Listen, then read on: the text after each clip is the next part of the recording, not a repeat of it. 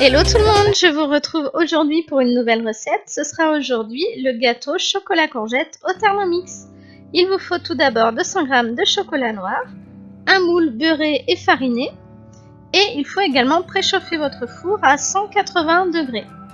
Voilà, donc on va commencer la préparation de la pâte. Pour ça, il vous faut 2 petites courgettes que vous aurez épluchées et coupées en morceaux. Je recadre un peu, voilà. Donc, on met tout ça dans le bol. Donc première étape, mixer les courgettes. Voilà. Et vous programmez du coup 30 secondes, vitesse 7. Donc n'hésitez pas, si jamais vous entendez que au bout de quelques secondes le moteur tourne un petit peu dans le vide, n'hésitez pas à ouvrir le bol, à racler les bords et à relancer le mixage. Voilà. Donc ça, vous voyez, c'est ce que je fais. Au bout d'un moment, on entend qu'en fait, il mixe plus rien. Donc, n'hésitez pas, voilà, comme je fais, à racler les bords et terminer donc les quelques secondes qui restent. Voilà. Hop.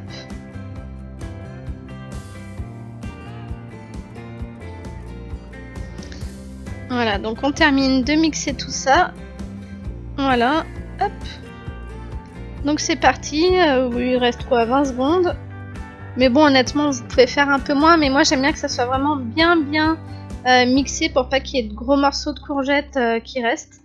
Là, donc je racle le bol, vu que c'est en vitesse 7, ça en met un petit peu de partout, donc j'enlève ce qu'il y a sur le couvercle du bol.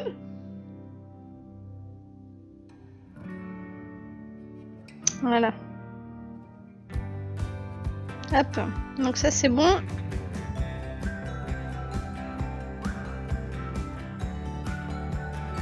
Donc n'oubliez pas de faire fondre votre chocolat noir pendant que vous êtes en train de préparer la pâte. Donc comme j'ai fait, j'ai mis le chocolat dans un bol au micro-ondes.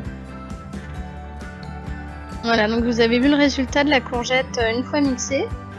Donc ça fait vraiment des tout petits morceaux, donc c'est ce qu'il faut pour que ça cuise bien uniformément dans le gâteau et qu'il n'y ait pas de gros morceaux en fait quand vous allez croquer dans la pâte. Donc ensuite, on rajoute 4 œufs. Voilà, 4 petits œufs donc que vous intégrez directement dans le bol.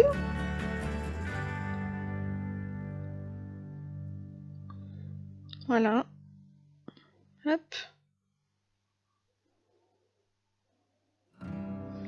Le deuxième.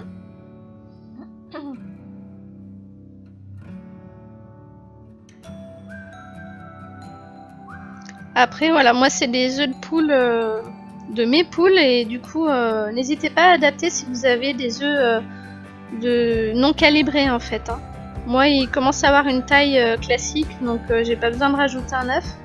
Et si vous avez des œufs un peu petits, n'hésitez pas à en rajouter un. Voilà, donc là j'ai mis les 4 œufs. Ensuite, donc on rajoute le sucre roux. Donc il vous faut 150 g de sucre roux. Voilà, vous voyez, hop.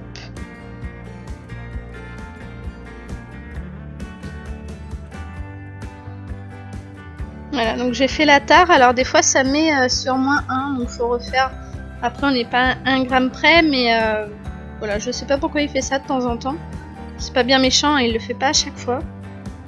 Donc voilà, rajoutez le sucre. Alors évitez de vider directement le bocal dans le bol. Ça évitera les accidents de mettre le double de sucre que ce qu'il y a de prévu dans la recette. Parce que c'est toujours un peu pénible de devoir enlever du bol pour tomber sur le bon poids. Donc pensez bien à prendre une petite cuillère comme je fais, comme ça vous pouvez mieux doser. Voilà, 152 grammes, je vais pas enlever 2 grammes de sucre. Donc là c'est bon, et ensuite donc on va pouvoir mixer de nouveau. Bon, le couvercle est encore un peu sale, mais bon. Hop, c'est pas grave. On retourne du coup à l'accueil et on programme 5 secondes. 5 secondes, c'est ça. Vitesse 4. Hop. Voilà, donc cette étape est terminée.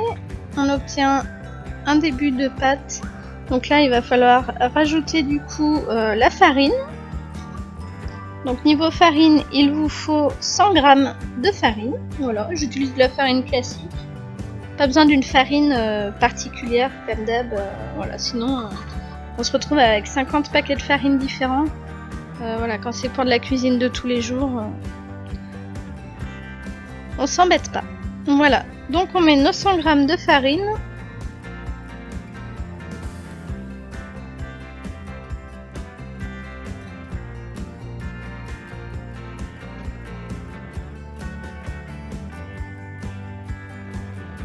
On y est presque. Voilà.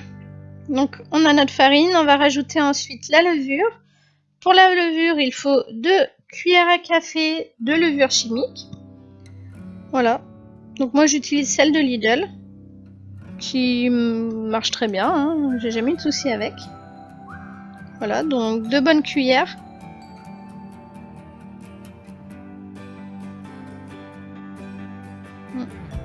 Ça c'est un peu petite, donc j'en remets un petit peu. Voilà, 2 bonnes cuillères de levure et ensuite donc on rajoute le chocolat fondu à la préparation. Voilà, faites attention de ne pas vous brûler. Hein. Souvent les bols sont très très chauds quand vous les sortez du micro-ondes. Voilà, donc on intègre le chocolat. Alors mon téléphone, je filme avec mon téléphone, il fait des mises au point un petit peu aléatoires, je suis désolée. Voilà, hop. Voilà, donc on intègre le chocolat.